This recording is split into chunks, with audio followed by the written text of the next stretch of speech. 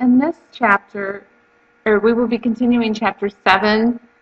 We've already gone over through the first part of the chapter, so this is a continuation starting with the safety net providers. Safety net providers are also known as essential community providers or providers of last resort. The Institute of Medicine has defined core safety net providers as a set of providers that organize and deliver a significant level of health care and other health services. These providers have two distinguishing characteristics. One, by legal mandate, the adopted mission they maintain must be an open door policy offering service to patients regardless of their ability to pay. And two, a substantial share of their patient mix is uninsured, Medicaid, or other vulnerable patients.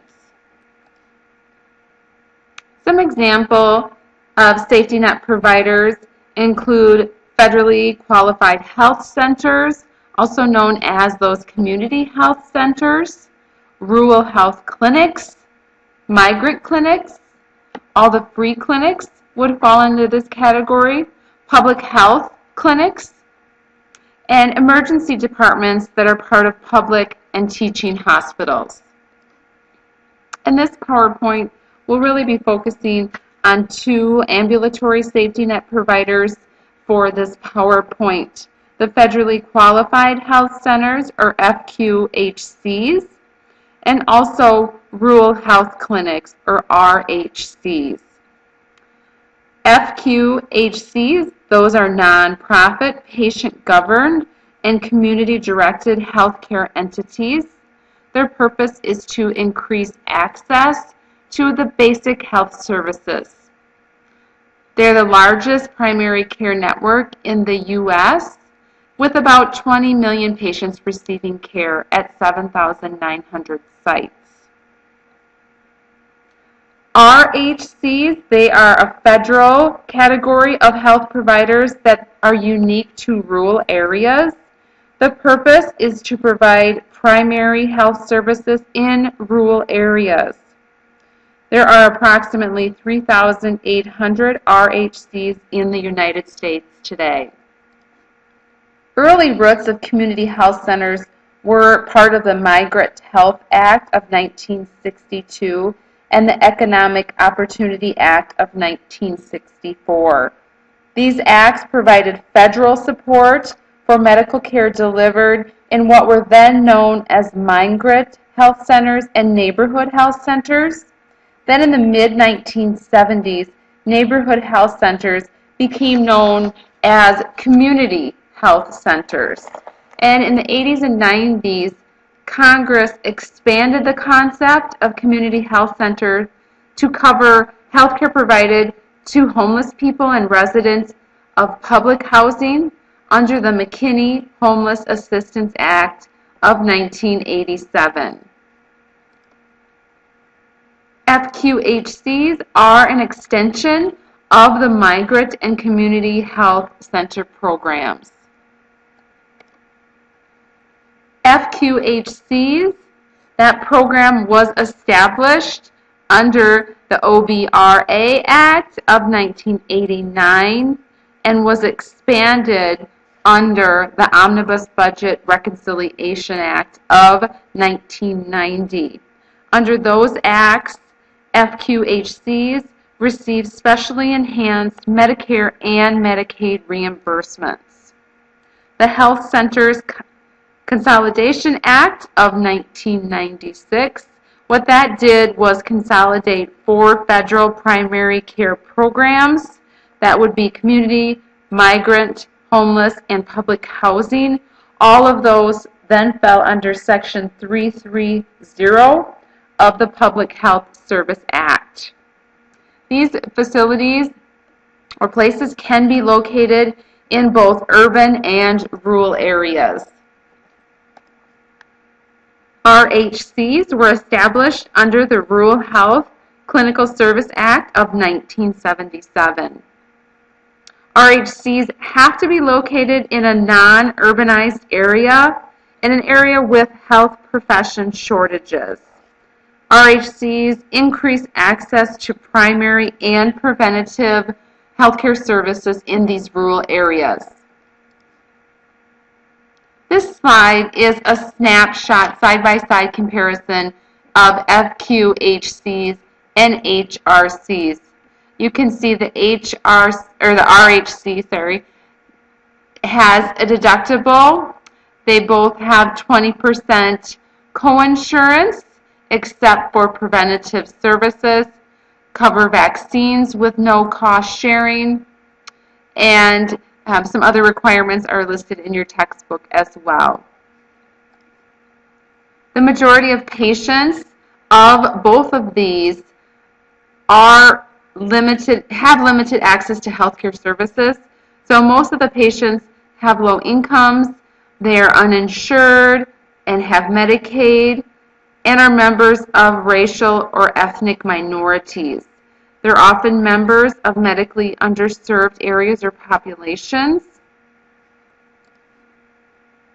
Medically underserved areas or populations, that they may be whole countries, groups of countries, groups of an urban area, so it really can be combined anyway in a different area. Medically underserved population, they can be groups of persons, a culture. Examples can be a group of homeless people or one group of residents in a certain public housing area. There are some benefits to the FQHC development, including, or designation, excuse me. There is some startup grant funding, $650,000. Federal grant funding is under Section 330. Medical malpractice coverage is offered through the Federal Tort Claims Act. The eligibility to purchase prescription and non-prescription meds for outpatients at a reduced cost. The Access to Vaccine for Children program is a benefit. And lastly, eligibility for various other federal grants and programs. There are look-alike healthcare organizations that are similar to FQHCs in terms of eligibility requirements and benefits, except they do not receive that Section 330 grant funding. Also qualifying as FQHCs are outpatient health programs that are operated by tribal organization or urban Indian organizations, and that is under the Indian Self-Determination Act and Indian Healthcare Improvement Act. Generally speaking, similarities exist between FQHCs and RHCs in terms of eligibility and benefits. The key differences are listed on this slide. For RHCs, they must be in a non-urbanized area. And if you remember, FQHCs can be in urban or rural areas. RHCs are ineligible for the 340B drug pricing program. They offer a narrower scope of services. RHCs must have mid-level practitioners, for example, a physician assistant or a midwife, on-site and available to see patients at least 50% of the time. They cannot also be FQHCs, rehab agencies, or facilities that are primarily designated for the treatment of mental health diseases. These two systems do have different payments in order to reflect a higher intensity and broader range of services than other settings. There is an all-inclusive reimbursement rate known as an encounter rate. Medicare does reimburse FQHCs and RHCs for medically necessary covered services under the all-inclusive reimbursement rate. Like I said, also known as an encounter rate for each visit. A visit is defined as a face-to-face encounter between a patient and a physician physician assistant, nurse practitioner, midwife, psychologist, or social worker during when a covered service is offered or rendered. The FQHC or RHC then receives that rate as reimbursement for each face-to-face encounter that they provide. For each visit, the rate will be the same, regardless of the number or type of covered services providing that visit, hence the all-inclusive term. The AIR, or if you remember, that's all-inclusive reimbursement rate, or AIR, that is based on reasonable cost as reported on the cost report. For each FQHC or RHC, the AIR is calculated by dividing the total allowable cost by the number of visits for all of its patients. The AIR is subject to an annual reconciliation and to national maximum payment per visit caps or upper limits. The AIR includes healthcare services that are defined as covered for these types of organizations. Examples include physician services, services and supplies incidental to what physicians use, the services, again, of nurse practitioners, PAs, midwives, social workers, services and supplies that those individuals might use, visiting nurse services to the homebound, where Medicare determined a shortage of home health agencies.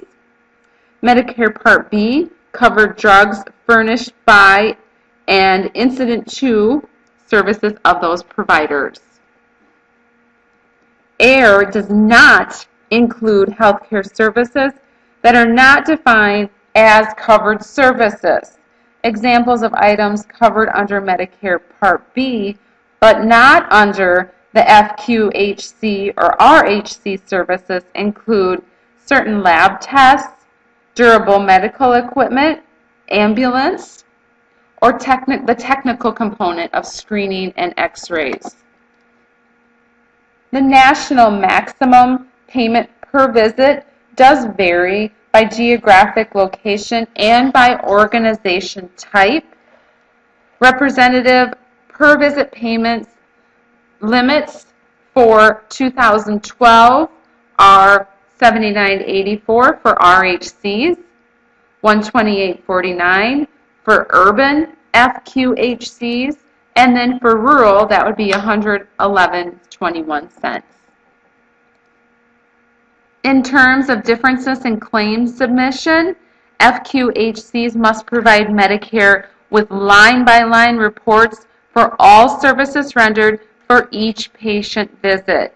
Each line must contain appropriate HCPCS or CPT codes and revenue codes.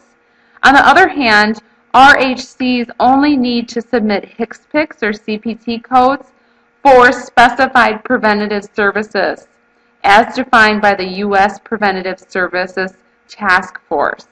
Claim submission for both does differ on the range of revenue codes and on the use of modifier 59, which is not required for RHCs. State Medicare programs do reimburse both of these using a prospective payment system methodology based on historical reasonable cost of the center or the clinic. This PPS methodology does vary by state, and the payment rate may be clinic specific.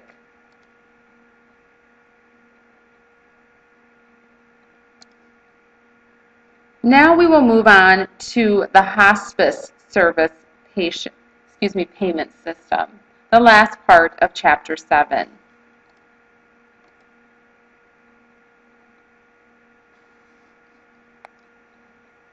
A hospice uses an interdisciplinary approach to deliver medical, surgical, social, nursing, psychological, emotional, and spiritual services through a broad spectrum of healthcare professionals and caregivers. Excuse me, I shouldn't have said surgical in that description. The description these are for services provided to terminally ill patients and their families. The important piece there is that it's not just for the patient, but it's also for the family members dealing with the loss of a loved one. Palliative services are designed to relieve pain and suffering. We're not going to be treating or curing diseases, just trying to keep the patient comfortable. Patients, when they get to hospice, they have made the decision that they are not going to try and seek a cure. They are just living out their remaining days, hopefully pain-free, and helping themselves and their family members go through the grieving process. Covered services include all of the items on this slide. And respite care there toward the end, that's relief for caregivers, and that can be up to 5 days per inpatient hospitalization to give the family members that are caring for the patient a break. The goal of hospice is to make patients physically and emotionally as comfortable as possible. Their goal is not to cure the patient, but to keep them comfortable. The broad spectrum of professional and other caregivers can include all of those listed on this slide.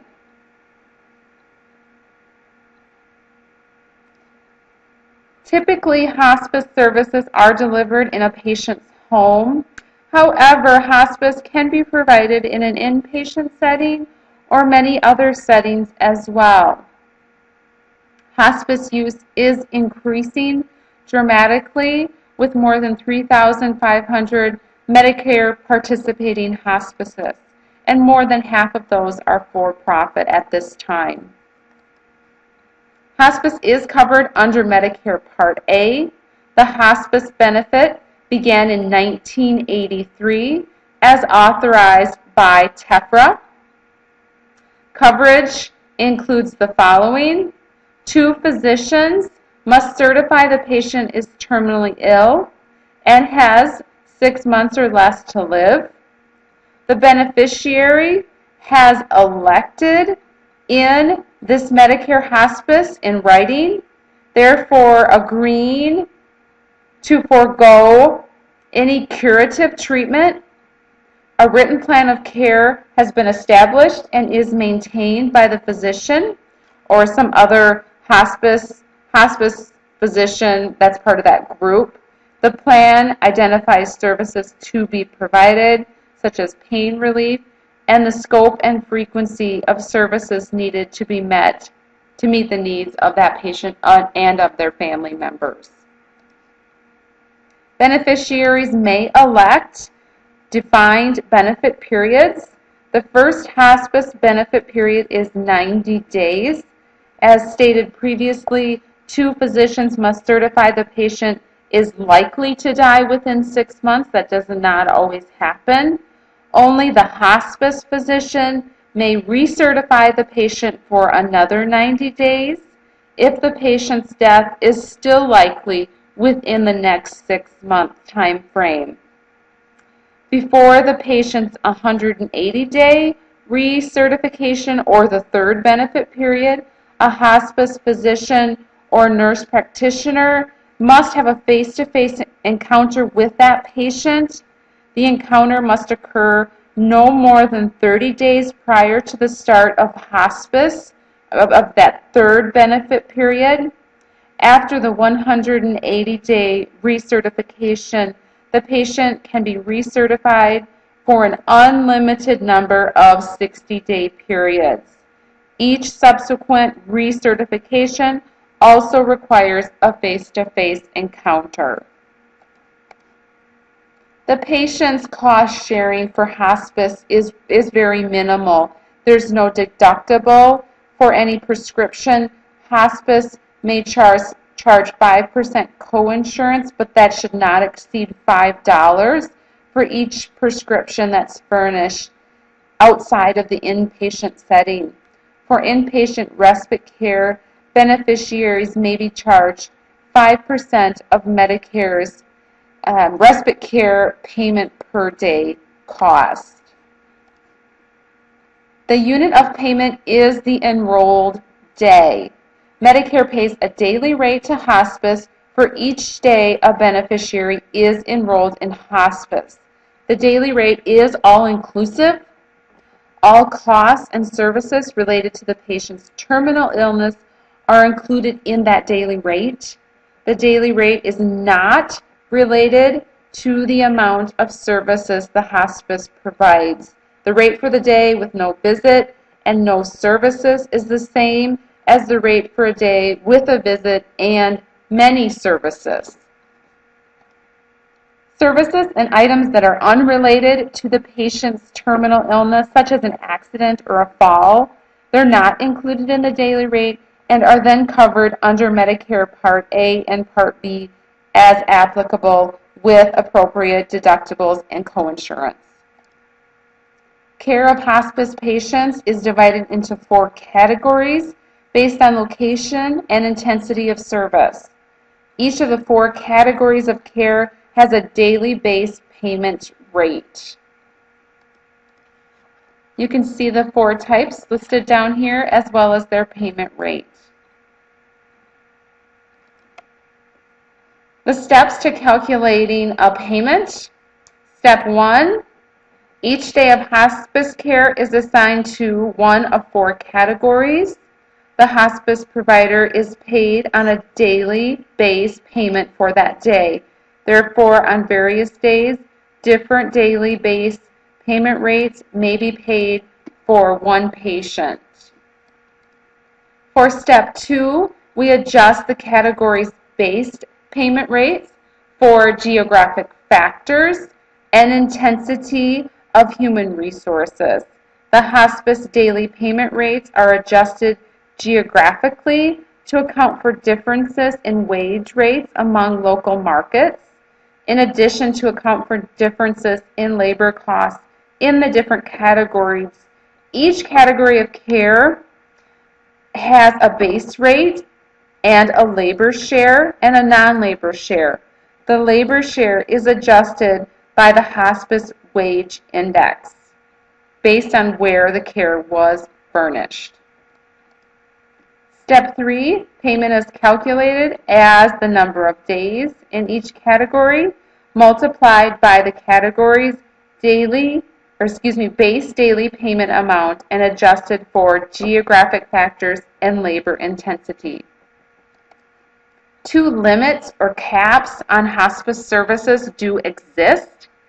The number of days of inpatient care that a hospice provider can render cannot exceed 20% of total patient days. The hospice aggregate capped amount is the second.